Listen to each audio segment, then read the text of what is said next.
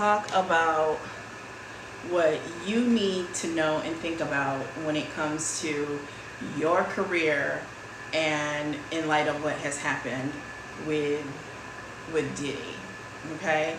Because this is crazy. I mean, he got a racketeering charge, and when you work in certain industries like I have, they are highly regulated. There is a lot of compliance that goes into these jobs and these positions, right? So you have to know what you can and cannot do. And what I'm gonna tell you is, do not lose your job over a boss. Don't let a boss and bad advice from a boss, from their boss, get you tripped up, and now you're on different lists, you can't do certain things. Don't do it. Just don't do it. So I'm here to tell you that just because your boss, just because a company tells you, yeah, do this, or this is the way that we do it, if you know that you know that you know that you know that it's not right, don't do it. Don't do it. Even if it means you're going to have to go back on the job market and find another job. Don't do it. Okay? Do not do it. It's just not worth it. Hang on, I'm going to close these blinds.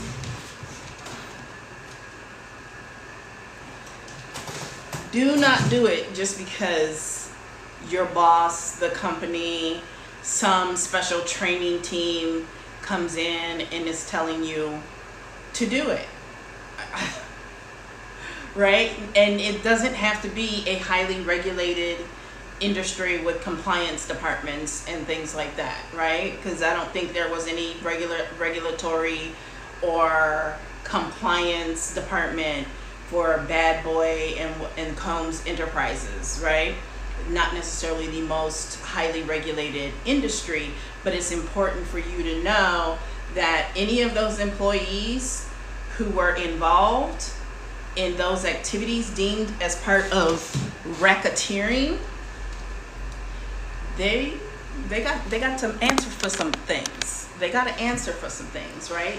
They are going to have to answer for any and everything that they've done.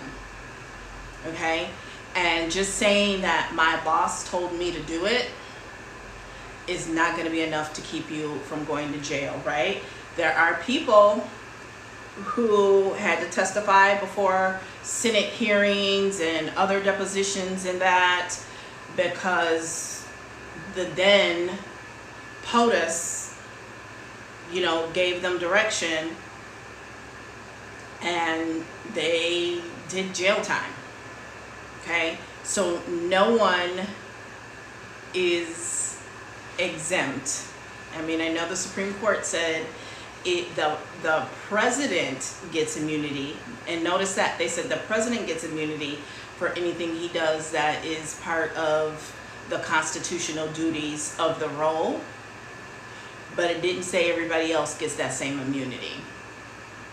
Okay, I'm not saying they won't, but I'm saying that case specifically only stated that the president gets immunity. And I know that there are times when, especially in sales environments, for example, where different people come up with processes, methods, and things that they say work, but when you hear them, you're like, can we do that? That don't sound right. I don't know about that. You better really do your homework. You better really know, okay? Because I'm telling you, the whole, well, do it or risk losing your job, it's not going to hold up and protect you. You will not be protected in that case. You need to still do what is right, and that may include going higher up and speaking to someone that basically snitching. You're going to snitch either way. I'm going to put you that way. You're going to be snitching either way. You're either going to be snitching on whoever told you to do it, when them boys come in and sit you down in the room and they say, look, here's the deal, we got you. Because when we make a case against somebody, we've got a case. They have like a close to like I believe 99% success rate in their cases. So when they sit you in that room and they present you with a plea deal, with some sort of deal, and it involves snitching, that really is your only option. And it doesn't mean that you won't still do some jail time, right? It does not mean that you won't still do some jail time.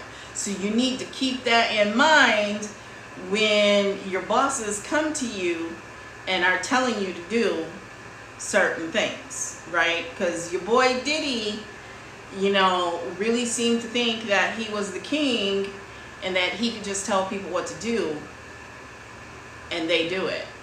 And there were people who did it. And that brings me back to, it always comes back to, when we talk about coaching, when we talk about course creators, when we talk about digital marketing, when we talk about life coaching, when we talk about all of these things, right? You have to have discernment. You don't just do stuff because somebody with authority over you tells you to do it, right? And I coach, and I'm really good at it.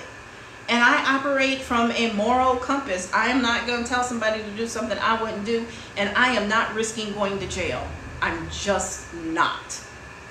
I'm just not risking going to jail, okay? I like my freedom entirely too much to risk going to jail.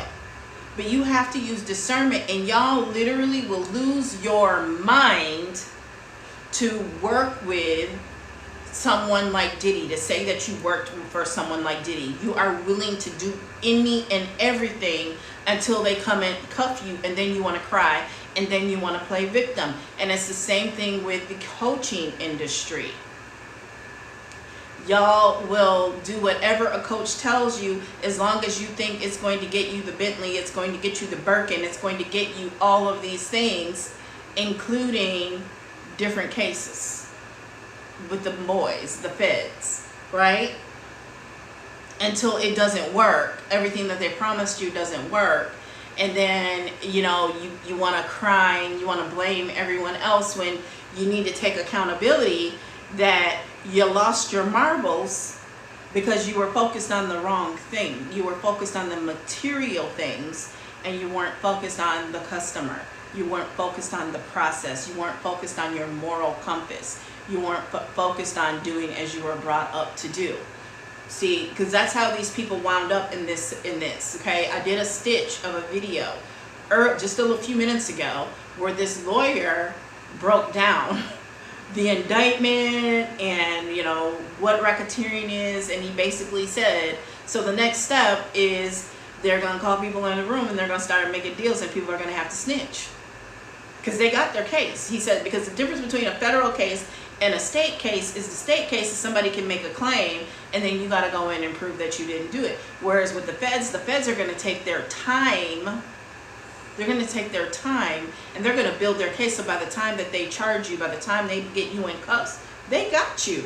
And that is why they have a nearly, like, I want to say it's like 96, 97% success rate, because of the way that they operate. They put a lot of money behind it. And so no, it's not that they want the little people that worked for him and did things, but they will use them as pawns to get him. I'm going to say it again. They will use you as an employee to get to whoever it is that they want to get to in the organization, right? And so you have to really do your homework on these companies in the first place. But even the best of companies can have real dirtbags in there, you know, calling shots and doing things. I've worked in some pretty toxic environments and for some pretty toxic people, right? And, you know, I can tell you it has a certain feel to it. And I have a feeling that working at his company felt far worse than any company that I've worked in that gave me nightmares. And I cried because I didn't want to go to work the next day. Okay? I know what it's like to feel trapped. But a lot of people in this case with Sean Diddy Combs, they were willing to do whatever because of the fame, because of the notoriety, because of the ability and the doors that they felt would open because they worked with him and for his company. So I'm not here to say that they are railroading him, because I've had that argument. I'm not here to say that. I wasn't arguing for it. I was arguing against it. You know, if whatever anyone did, they are still just as, well, I won't say just as wrong, because it sounded like it was just wild. It sounded like some crazy stuff was going down. It really sounds like some crazy stuff was going down. Like, you know, and I'll admit, because I was a big fan of making the bands back in the day, and I'll admit some of that stuff was like, really? But you just figured it was for, you know, I mean, you figured a little bit, some of it had to do because it was on TV. But you also knew that when you work up at that high level with someone like him, you know, and the same for others, I won't name them, but the same for others, anytime you work for those big names with big budgets and that, there are certain things that you gotta know and you gotta be willing to put up with and do, because they have the money, and if you won't do it, they will find somebody else that will do it. And I know that is also why people were willing to do whatever he said and was expected. But I could tell from making the band that there was definitely some iron fist going on, and that he had very high demands, high expectations. And I think that's one thing, but ordering all that baby oil and lube is another. You know, that's a whole other thing. That where is that in the job description? Where is that? Right? Where is that? So, you know, and that is why y'all have got, I was just talking to my good friend today, y'all have got to stop thinking a job is going to be everything. You've got to stop. You've got to stop. You've got to have other streams of income, because sometimes you don't know that these places are toxic and dangerous until you're in there. Until you're in there, right? And I'm not one to say that everybody who has money, or that money is evil. I'm not one to say that, because there are definitely people with money who do good things with it and who are good people. But enough people out there who achieve a certain level of success, you have to wonder how they got there. You have to wonder what they were willing to do, who they were willing to screw over, who were they willing to mow down, where are the bodies? What did they do? What did they do? What were they willing to do to get there? You have to know that. You have to understand that, right? And I'm not saying all of them, you know, because I can think of a company that's local to this area, and they are very extreme conservatives. I know that that's not the environment for me. And it's not that I don't have some conservative ideology. Most black people do. Most black people are pretty conservative when it comes to a lot of stuff, right? So it's not that at all. It's the extremity of it. And, you know, what I believe and what I do in certain instances is my business, as long as it doesn't impact my work performance.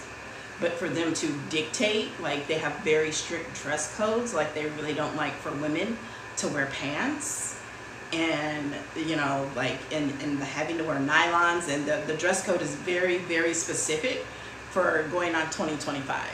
It's like, is this a Handmaid's Tale or what, right? And so you have to know these things about a company before you work there. I had to readjust my fan, okay? You have to know what that work environment is like, what the expectations are. My first job out of college, we were salaried, but they expected us to work at minimum 42 hours a week. And if I had to take my daughter to a doctor's appointment and I lived an hour away, I had to make that hour up, but I was salaried. And we had to fill out a timesheet, right? So these are little things, like today I don't think that would even fly. I think it's actually illegal to make you fill out a timesheet when you're salaried, but it was very commonplace in the state of Wisconsin. You know, it was like they treated you like you were salaried. They treated you like you were employees. I mean, that you were hourly. They treated you like you were hourly.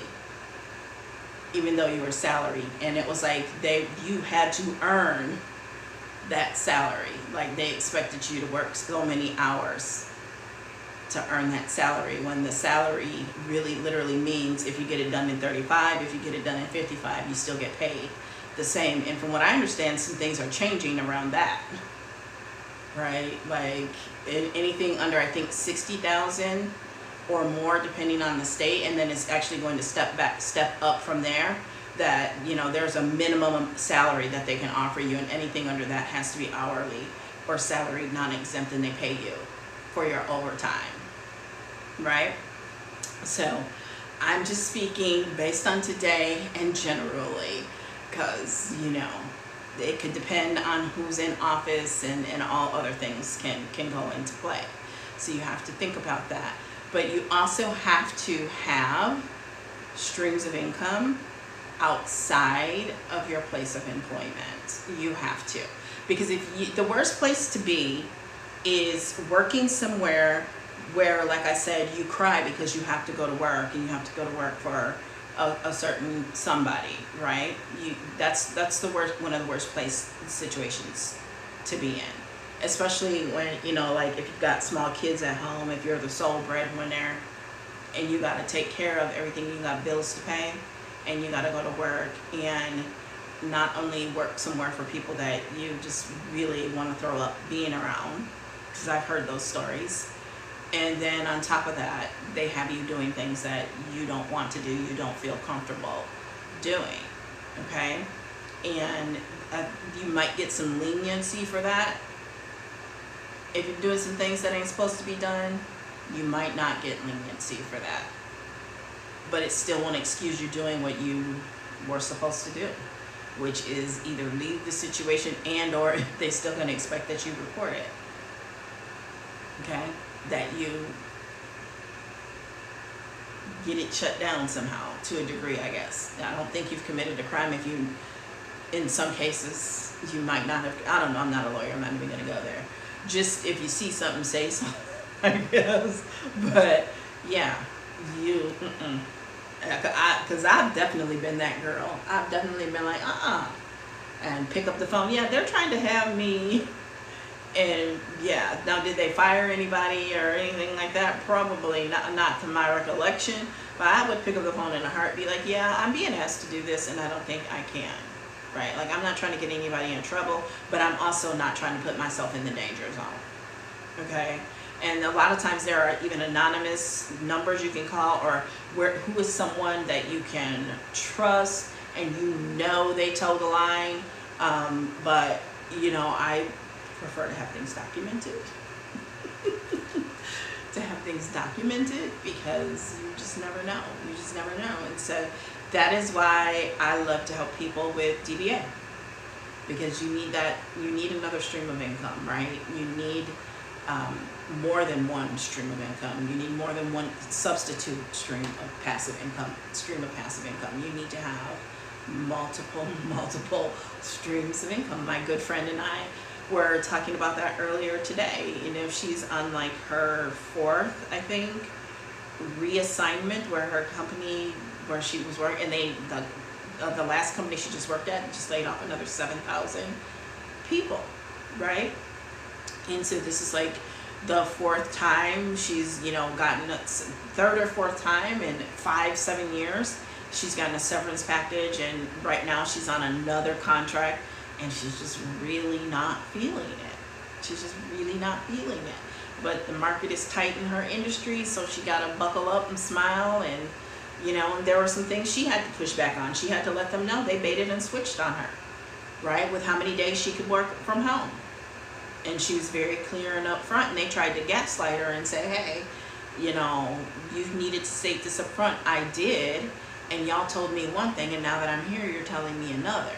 And so, you know, her boss went back and they got it straight, right? But that's what we were talking about, is you got to have something digitally. You got to have something passive, because that's what she's planning now, is her digital move, and getting some certifications in order to, you know, have me help her and put the digital package together. you know, because I told her, I said, you know, I got you. She's like, I know, right? But this is something her and I have been talking about for years. And she's drug her feet on it, and here she is on the third or fourth where she's been laid off and had to find another job, right? Had to replace her income, and she's well into the six figures, right? She's you know, on the lower end, you know, end of six figures, but it's still six figures, right? And so she knows, you know, with certain pricing, she's already done some of the math. She knows how many clients, she knows what her pricing would be to at least get to six figures. And, you know, what a lot of people don't realize, and I am not a tax person, I'm not a financial advisor, but in a lot of cases, you don't have to make as much money as a business as you do as an employee because of the difference in the taxation of the two. And that's all I'm going to say. You need to talk to your financial advisor, you need to talk to your CPA, you need to talk to your people, right? Anything I say here does not replace advice from them. I'm just speaking in general, in experience. It is not to be taken as advice, okay?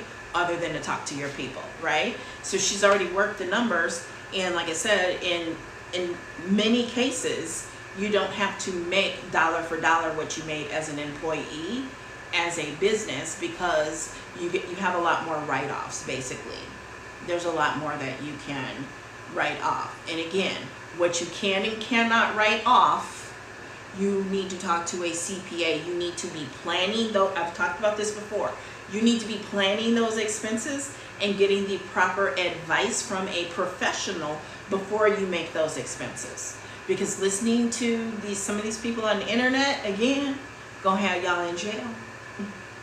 Y'all gonna be in jail listening to some of these internet people. I even had to tell my own dad, like, I don't know who you've been listening to on the internet, but that is not true. I need to do my own research. Yeah, you can do your own research, but what is the source of your research? And some of that stuff ain't right. It just ain't right. Some of these people will literally do and say anything to get your money out your pocket and into theirs. You gotta keep that in mind. Trust me, I could be making a whole lot more money if I were willing to do some of the things that some of these people do. But like I said, I am not risking going to jail.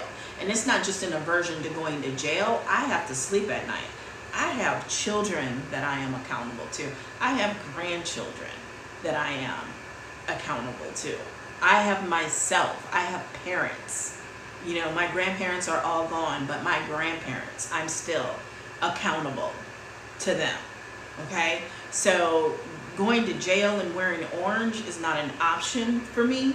You got to know, you have to have discernment. I did a thread in the last month or two on how to develop your discernment, and you have to know.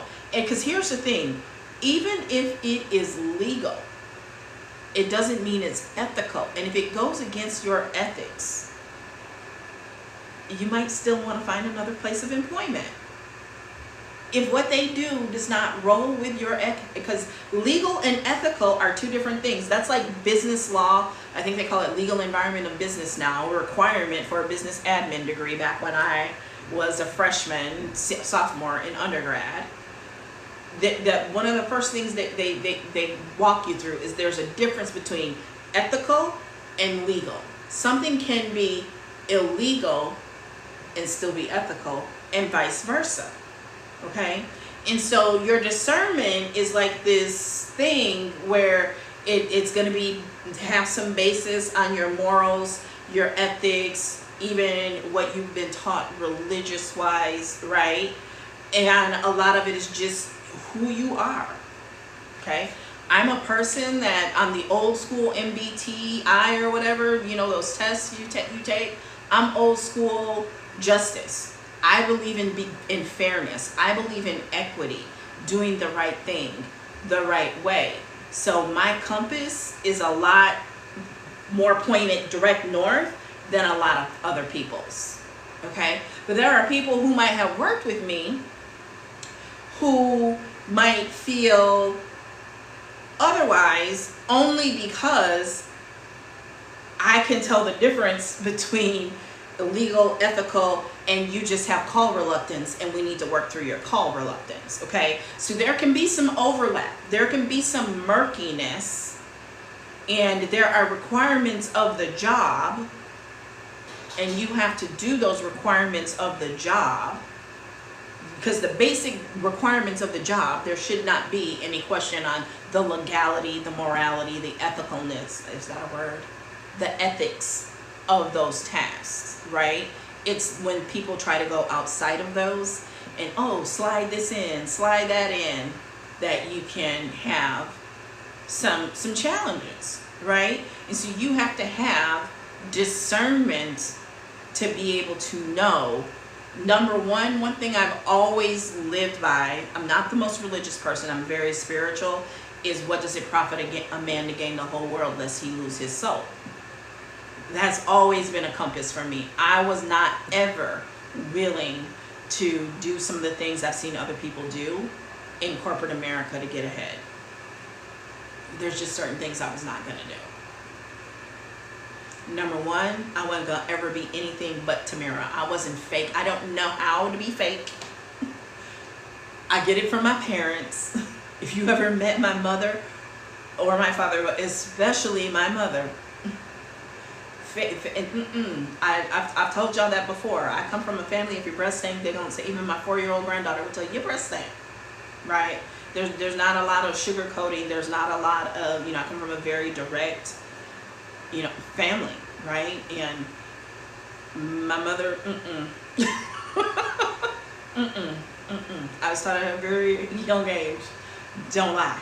And why? Because a lie is very hard to keep up with. So, you have to understand the differences between that. And, if it's something like, say, in a sales environment, call reluctance, that's not a legality issue. That's not an issue of ethics. That's not an issue of morals. That's an instance of what your comfort level is and where your gifts may reside somewhere else. And that is okay. So we're not talking about things like call reluctance or doing what you're supposed to do on the job, right? Because people do get mismatched, and they may get in a role where they need to be proactive in selling and helping people and offering and, suggestive selling, okay? I'm not talking about high pressure sales. But I am talking about you need to pick up the phone and you need to call, right? We need to figure out why it is you don't want to pick up the phone and call. And if we get to the point that you just still can't pick up the phone and call, then we need to figure out where, we like you, but we need to figure out where to get you that's better suited for you, right? We need to figure out if you can't suggest or refer to the salesperson from the customer service desk when you see an opportunity. If that's just something you're just truly not comfortable with, where else in the company can we find a spot for you? Because you show up on time, you're neat, you're clean, you've got a nice personality, but this just might not be the right role for you. We're not talking about that. We're talking about ordered 1,000 bottles of baby oil and stock the room for Bedlam, for Gomorrah, right? You got to know where to draw the line. You got to know where to draw the line, right? There are things that come from financial services. There are things that you just cannot do. And if you are asked to do those, you better be able to say, find somebody else to do it, because it ain't going to be me. It ain't going to be me. I'm not forging any documents. I'm not, when I worked in the banking center, you could not enter someone's password to help them set up online banking. You couldn't do it, right?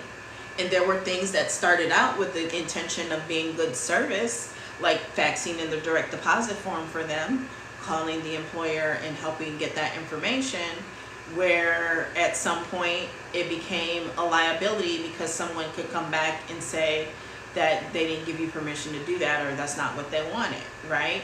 So, it started out with good intention that you wanted to just really service them, which also helped get your numbers where they are, but you really were doing it as a convenience and to help them, to make it easier for them so they wouldn't get hit with a service charge in 60 days.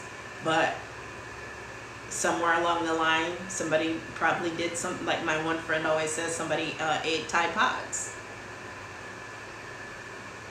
And so now it's messed up for everybody. And you gotta, you know, you just gotta roll with it. You gotta roll with it, right? So DBA 222 for volumes 1 and 2. And what it is it is a program full of resources to help you learn how to create digital products, make offers, and sell those offers online, right?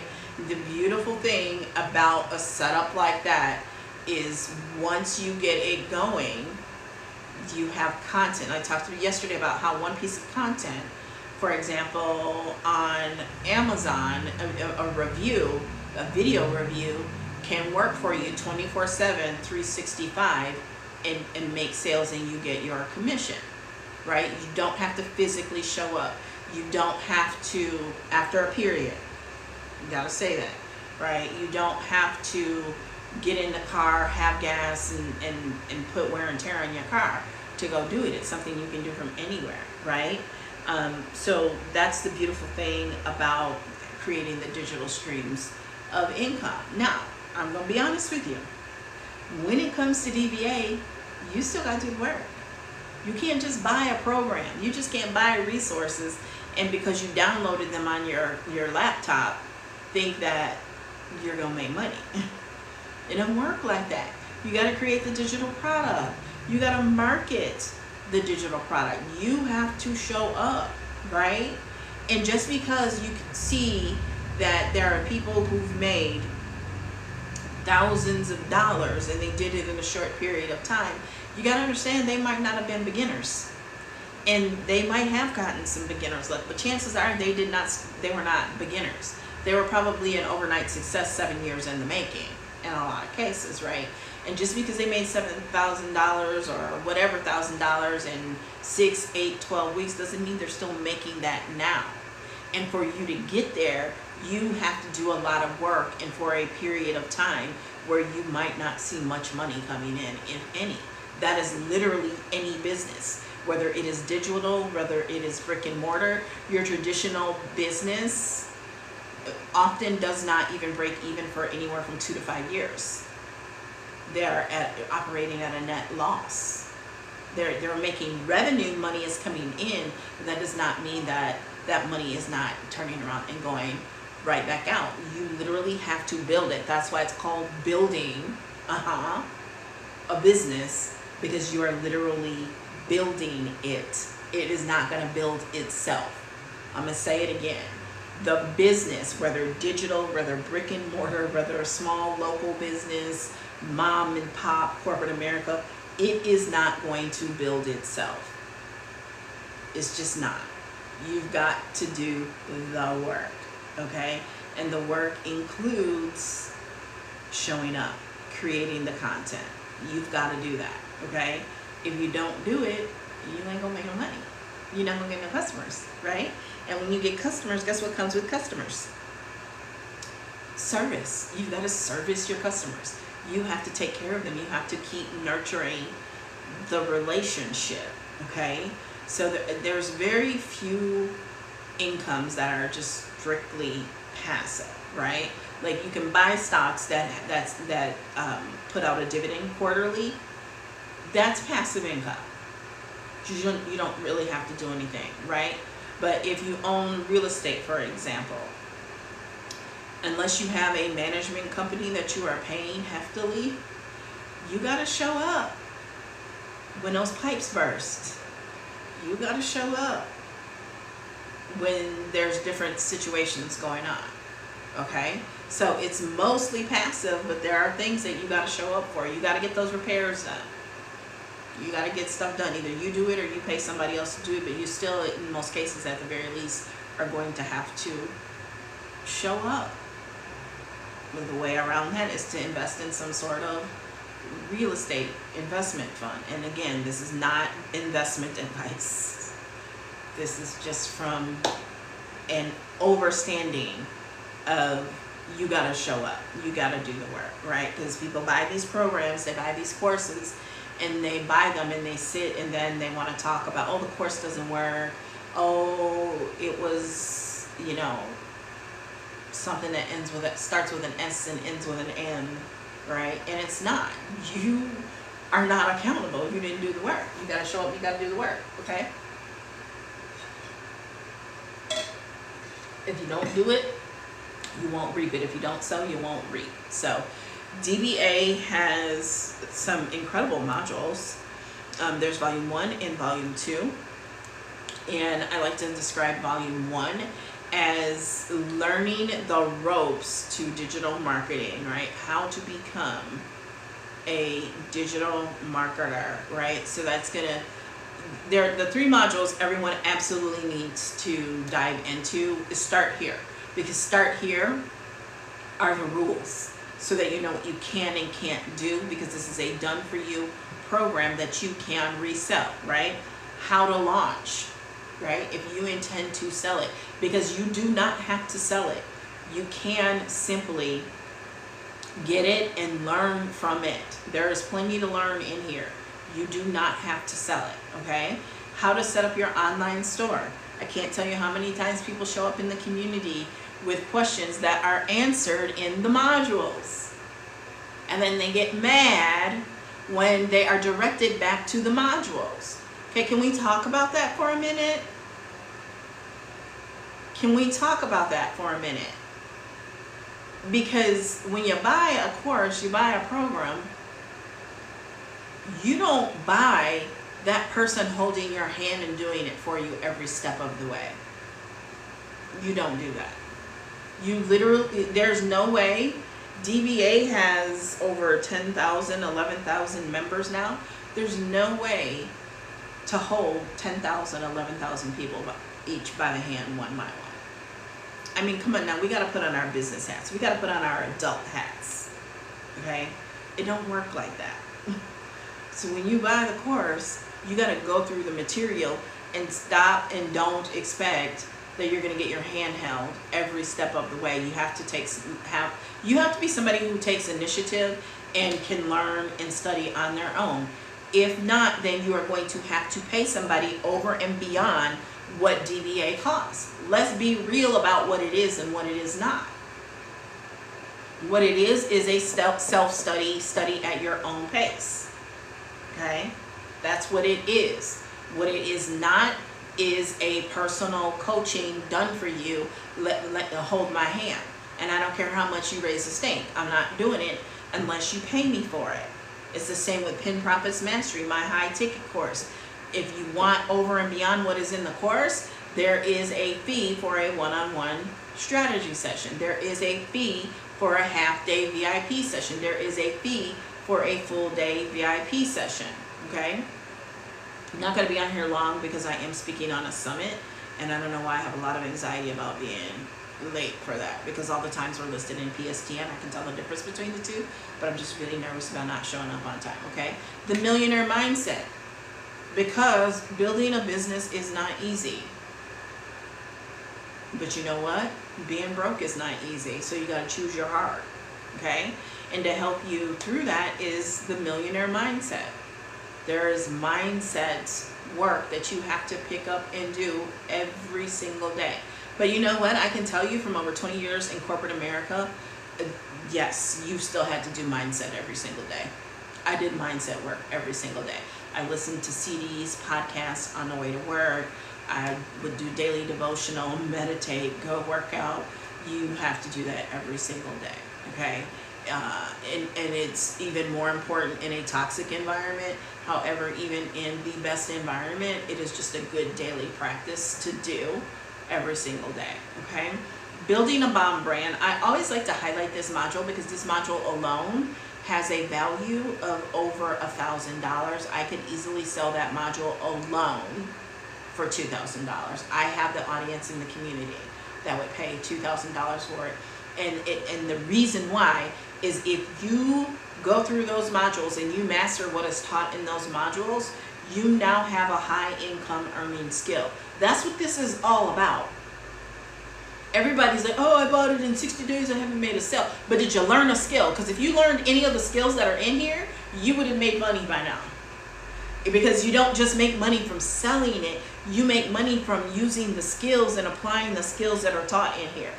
And so if you're not willing to do that in order to be able to sell it and make money, then don't buy it. I'm gonna just keep it real with you.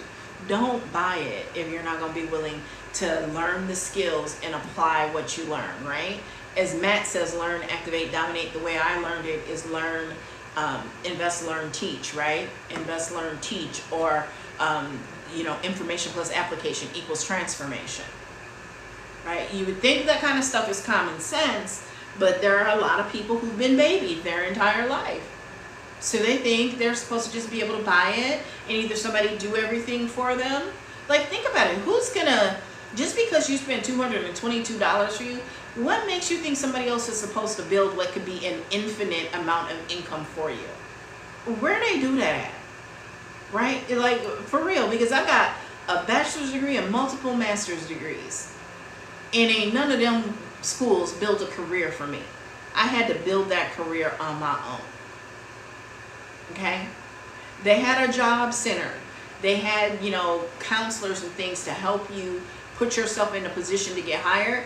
But in no way, shape, or form did they ever guarantee getting hired and getting a job at the end of it. So we got to be realistic. We have to have some realigning of expectations here. It's very important to have that, okay?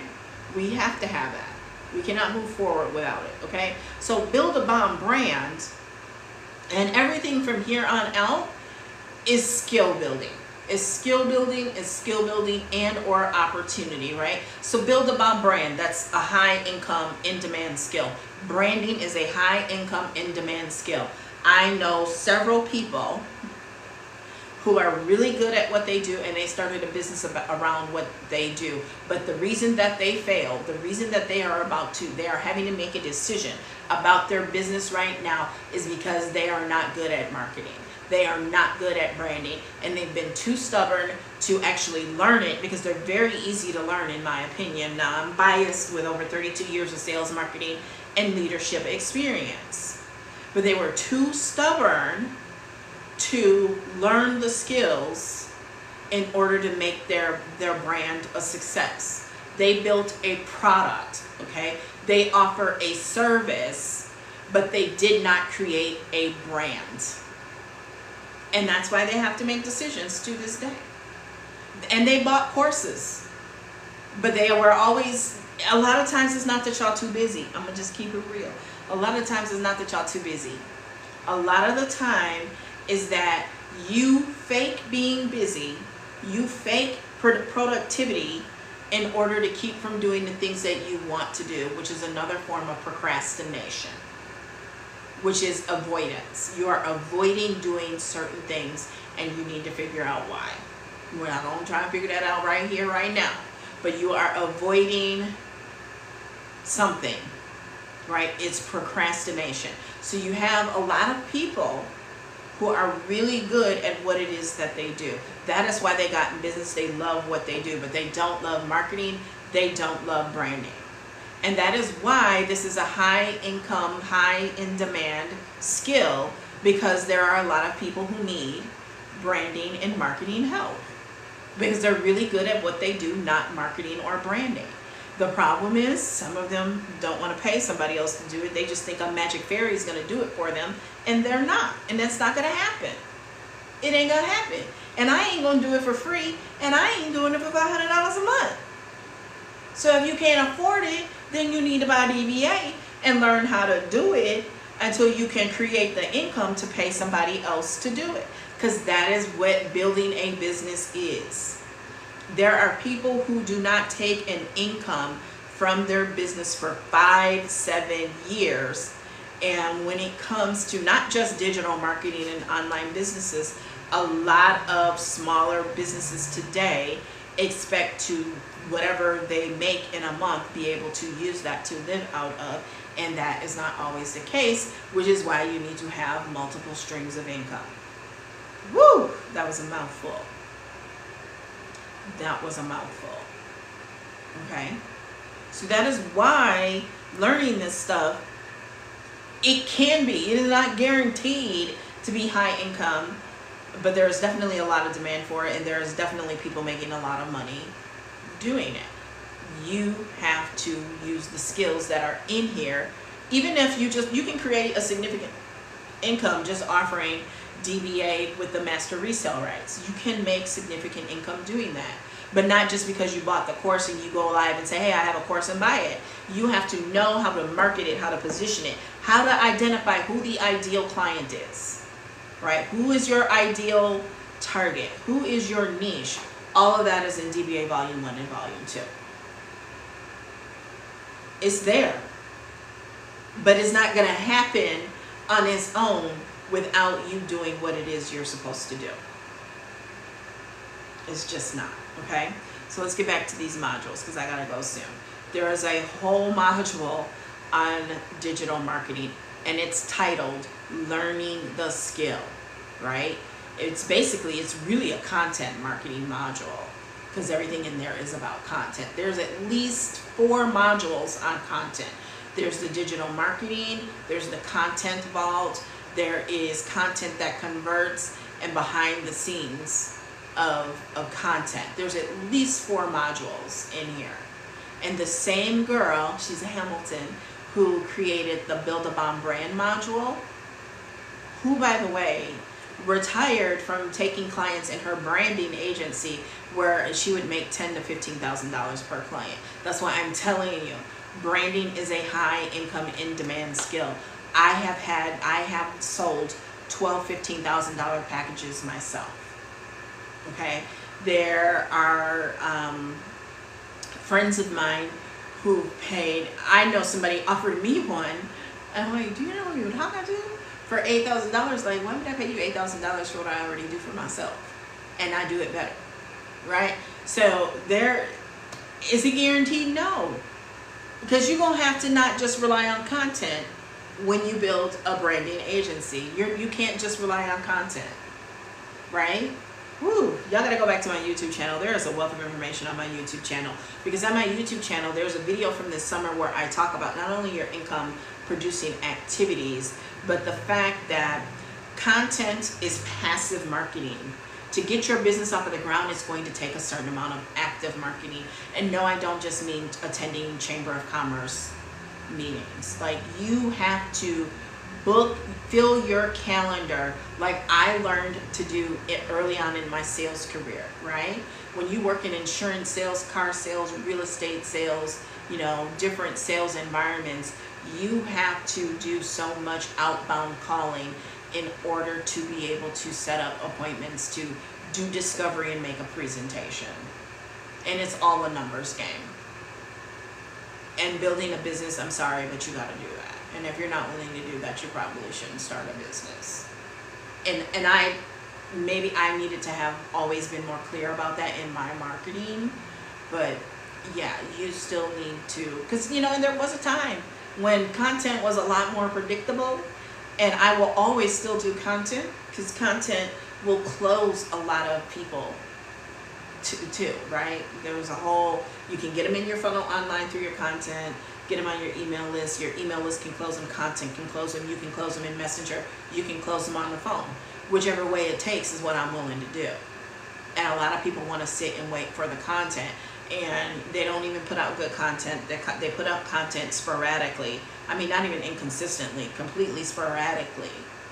They put up 3 pieces of content and think they're supposed to make tens of thousands of dollars a month. And it just doesn't work like that, because it's still a numbers game. It's still very much a numbers game. So, the digital marketing module, I would like to think of it actually as a content marketing, and there's email marketing, the PLR vault.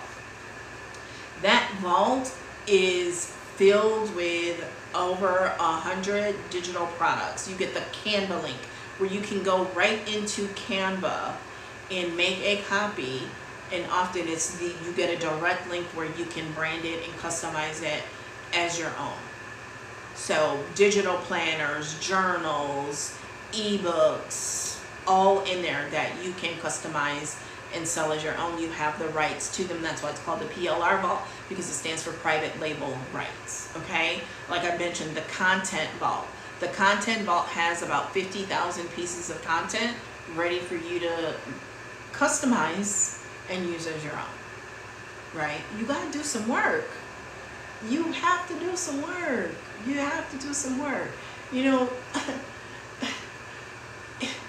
in lieu of forking out tens of thousands, if not hundreds of thousands of dollars, you know, you gonna pay one way or the other is what I've always taught people. You either gonna pay with your time, or you're gonna pay with your money, and sometimes it's gonna cost you both, right? Think about people who flip homes.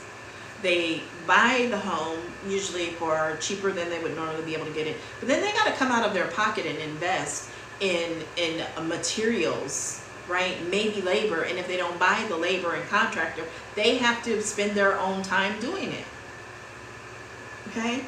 So I don't know what other people telling y'all, but I'm gonna tell you how this really works, okay? I'm gonna tell you how this really works, okay? So the PLR vault is incredible, the amount of content that's in there. Now I'm gonna be real with you, I don't sell the stuff that's individually in the PLR vault. I just sell DBA. For me, my skill set and where I'm at, I'm gonna just sell you DBA. It just makes better sense for me. It makes better sense for you, first of all, because you get so much bang for your buck. Because listen, DBA Volume 1 and 2 is $222, okay? The Build a Bomb brand module on its own worth $222. Digital marketing on its own worth $222 plus, both of them. I mean, like I said, Build a Bomb brand, $2,000. Email marketing worth $2,000, not $2,000, but $222 for sure. The PLR vault worth $222 easily. I'd say it has a retail value of at least $597. Content vault, $222 is like getting it for free, with over 50,000 pieces of content in there, okay? There's the whole thing on content inspiration, video editing.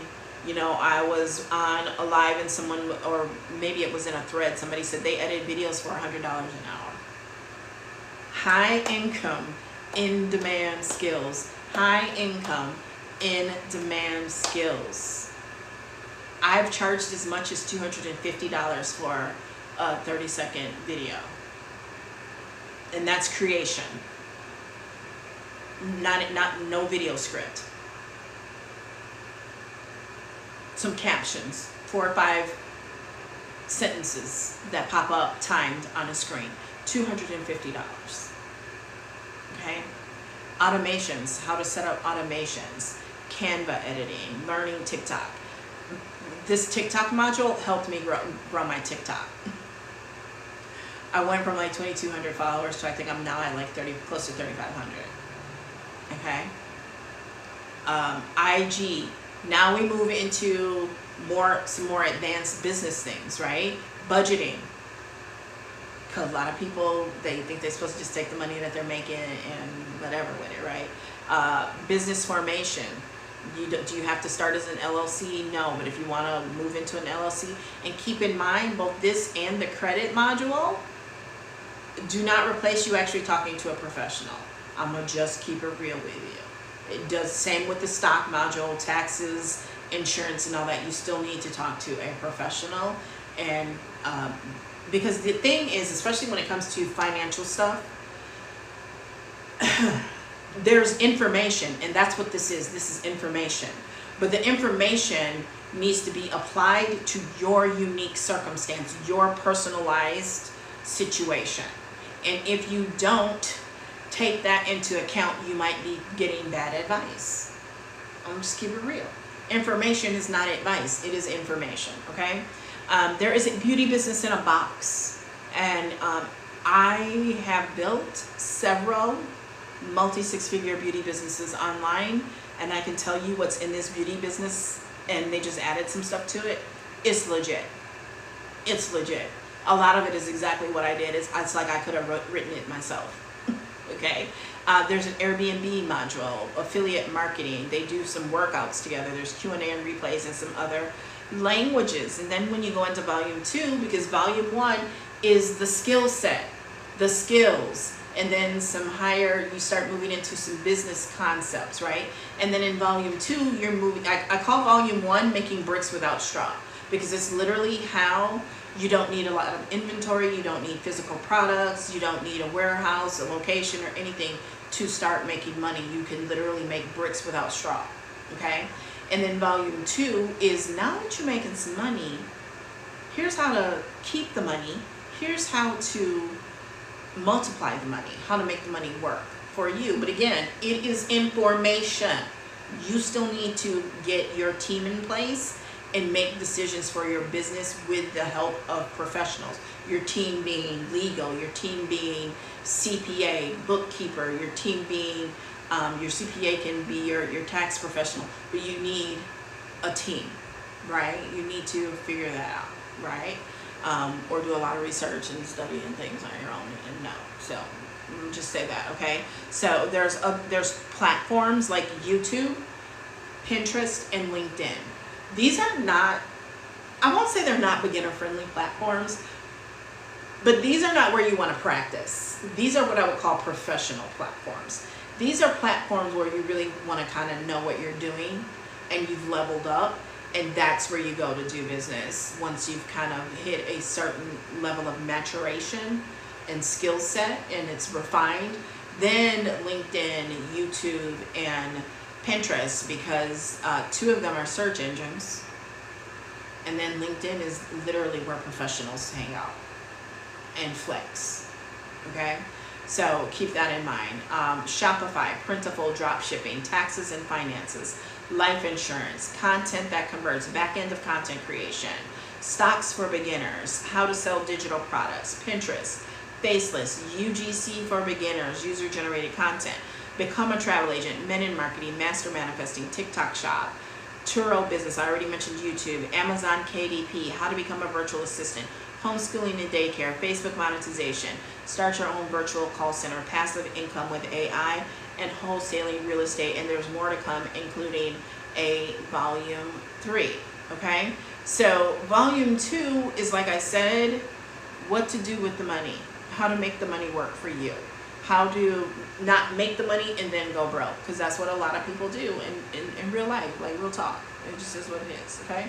So let's go through some share your wins quickly before I go. I got like 6 minutes, okay? If you've been at all interested in anything you've heard so far, you definitely want to, you know where to go. And there is a preview that you can check out, okay? You can go, the preview is completely free, and you can see what it looks like on the inside. I don't show it on the screen because some of the apps don't really like that, okay? So, plus I was only supposed to be on here really quickly and get back off, okay? Whew. All right, so my third 4-figure month. I can't believe that I made 4 figures this month already. That means I'll make 22K plus. I can actually share this here.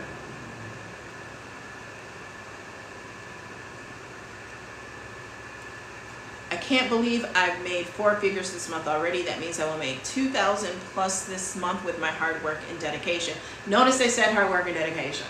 Kudos to them for saying that. There's no excuses. I literally do all of these things while doing digital marketing, cook and clean for my mom, full-time classes, home healthcare aid, training to help my mom, a wife, immigration process for husband migrating to America, etc. All while making time for myself, which I have forced myself recently to start doing. For the first time in my life, I feel, in all caps, control. I'm doing what I love to do and buying things guilt-free. Yes, I do offer services of digital marketing, not just courses, but most of my income comes from courses. There's nothing wrong with your income coming from courses. Don't let nobody tell you otherwise, okay? I have also added today all my mentorship as one-on-one coaching with limited slots available. Use this course to make a lot of money, potentially. I'm gonna add that. Cheers to my first $2,000 month on the way, $2,000 month on the way. Slow and steady wins the race. Starting a new journey. I'm starting a new page. It's not what we're looking for. Somebody wrote their first book. Someone just made their first sale. Hi, so excited. I just made my first sale, but I need help with my customer. Oh, that's not, they didn't print the receipt. That's on them. Okay. what's this? A new mid-husband. You are now officially adopted as my mid-husband after our call yesterday and planning the blessing. Let's see. Consistent. I made my first sale, I believe, from my Instagram post. Trust the process. Believe. Okay. First day in DBA successful. I joined DBA today and made over $1,300. This group is going to change so many lives. Thank you so much, DBA. There's one thing I'd like to do, and that's have someone run my store and sales, answering DMs, comments for me. I'm a nurse. Well, I hope she's planning on paying somebody. And in nursing school, so I know this can get overwhelming, but the way today went, I'm looking forward to many more days like this. Okay. Going live changed my life. I made $600 in an hour on my live. Go live, it makes a difference. So thankful to this academy. Just stay consistent and don't give up. 567 new followers from one video. I've been stuck at around 60 followers for 2 months. I posted a creative video of me playing piano with modern dancers dancing to the music, and it has gone viral, over 5,000 views overnight and 567 new followers. My first first sale.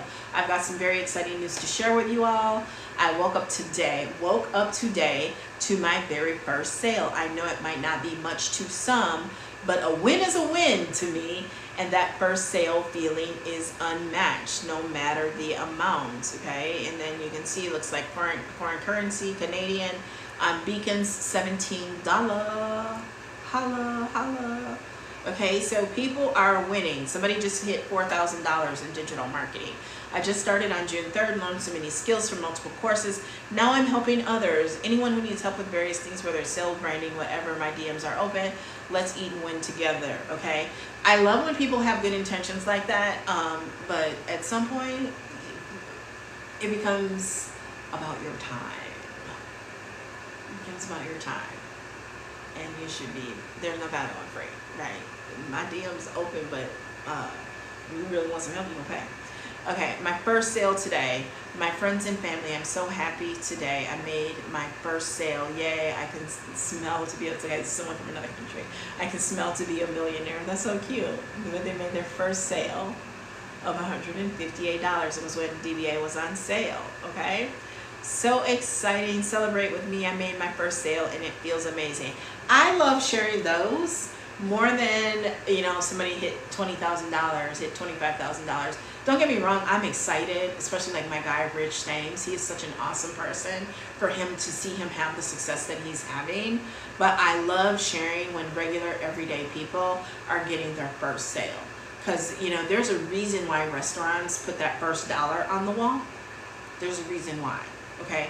And that reason is it proves to them that they can do it, that they did that, they made that first dollar, and that means that they can make more, okay? I see more people are joining. I'm sorry, but I gotta go.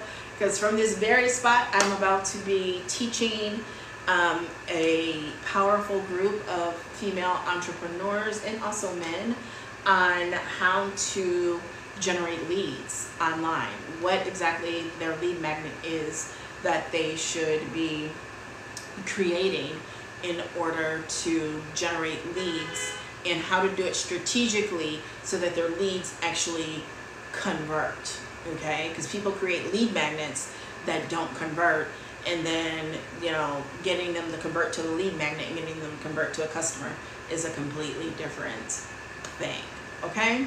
So thanks for watching. Make sure if you are not following or subscribed that you follow, you subscribe.